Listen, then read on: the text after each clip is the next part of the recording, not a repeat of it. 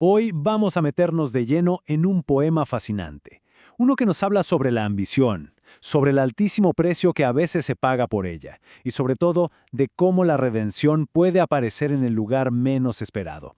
Así que acompáñenme a desglosar esta historia. Y bueno, el poema arranca con todo, ¿eh? Desde el primer momento nos deja claro de qué va esto. No se trata solo de llegar alto, de tener éxito. No, la ambición aquí es casi divina. Es querer vivir en la luz. Es una declaración de intenciones que lo va a definir todo. Pero claro, no es tan fácil como solo empezar a subir. Antes de dar el primer paso, nuestro protagonista se encuentra en una encrucijada. Tiene que tomar una decisión fundamental, una de esas que te marcan para siempre. Y fíjense qué opciones tan distintas. Por un lado está la calma, la belleza de lo cotidiano, eso que el poema llama el olvidado milagro del diario existir. Y por el otro, bueno, algo mucho más tentador, pero lleno de peligros, un mar bordeado de espejos rotos. Básicamente es elegir entre la calidez de lo simple y el brillo frío y cortante de la ambición. Y para complicar más las cosas, el poema nos dice que nada es tan simple. Conceptos como sabiduría y poder o fe y esperanza no son opuestos, están enredados. Cada camino parece llevar dentro la semilla del otro, lo que hace que la elección sea mucho, mucho más profunda y llena de significados ocultos. Y finalmente, la decisión está tomada. Se lanza de cabeza al camino difícil.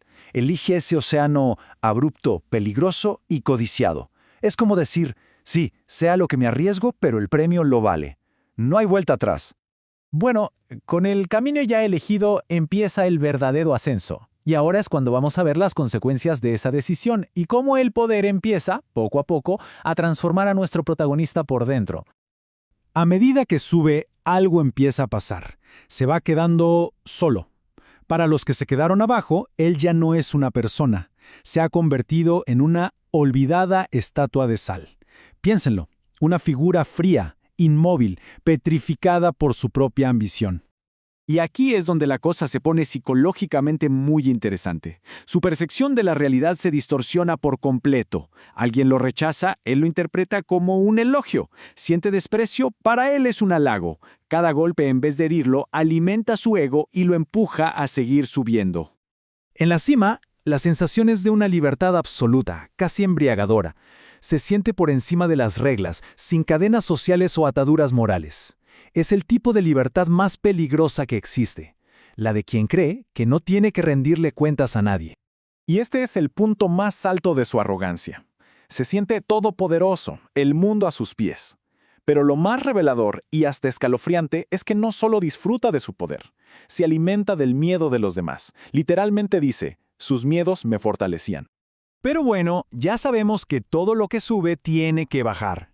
Y es justo aquí, en la cúspide de su poder, cuando todo empieza a temblar. El pasado vuelve como un susurro y empiezan a aparecer las primeras grietas en ese ego que parecía indestructible. De repente, en medio de toda esa soberbia, le llega un recuerdo, el viento de su infancia, y con él la conciencia de que para llegar a donde está, tuvo que sacrificar una esperanza pura, una que fue cercenada por mis ambiciones anárquicas. Es la primera punzada de un arrepentimiento genuino. Y con ese recuerdo, ¡pum!, se le cae la venda de los ojos. Se da cuenta. Ese camino tan brillante, esos espejos rotos, no eran un premio, eran una trampa. Una prisión de reflejos que él mismo construyó. Está atrapado en un abismo, y ahora por fin lo sabe. Una vez que te das cuenta de que estás en una trampa, solo queda una cosa, la caída. Y no hablamos solo de perder poder, ¿eh? Es un colapso interno, total. Es la humillación del ego.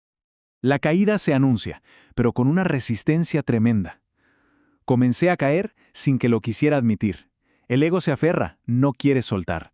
Esa lucha interna, esa negación, es casi más dolorosa que la propia caída. El poema nos da un mapa perfecto de este proceso. Primero, la negación. Luego, un dolor profundo, sin filtros. De ahí pasamos a la impotencia, a ese grito de «no puedo hacer nada». Y al final, la aceptación. Y es en esa rendición donde encuentra algo nuevo. Se reconoce frágil, humano y, sorprendentemente, maravilloso. Y aquí está el núcleo de toda su humillación. El contraste es brutal. La persona que soñó con ser casi un dios ahora se ve arrastrando las cadenas de la derrota. Es el choque frontal del ego contra la dura y pura realidad. Y cuando parece que ya todo está perdido, que hemos llegado al final más oscuro, la historia nos da un último giro. Esta parte final nos va a llevar de la oscuridad total a una conclusión realmente redentora. Este es el fondo del abismo, hundiéndose en silencio, en el olvido. El mismo mundo que alguna vez le temió, ahora simplemente lo ignora. Es la aniquilación completa del poder, de la identidad que había construido. Es la nada. Y justo ahí, en ese vacío absoluto, en medio de la aparente nada, ocurre algo increíble. La soledad que lo acompañó durante todo el ascenso, ahora, en la caída, se rompe. No estaba solo. Y con esta frase cierra el poema. Una revelación total. Resulta que la verdadera luz, esa que buscaba con tanta desesperación en la cima, no estaba allá arriba. Siempre estuvo en la mirada de otra persona. Es la conexión humana lo que, finalmente, ilumina su camino. Así que el poema nos deja con esta pregunta flotando en el aire. Nos hace pensar si el verdadero éxito, la victoria más grande, no se encuentra en la cima del poder, sino en la humildad y en todo lo que se aprende durante la caída. Una idea para darle un par de vueltas, ¿no creen?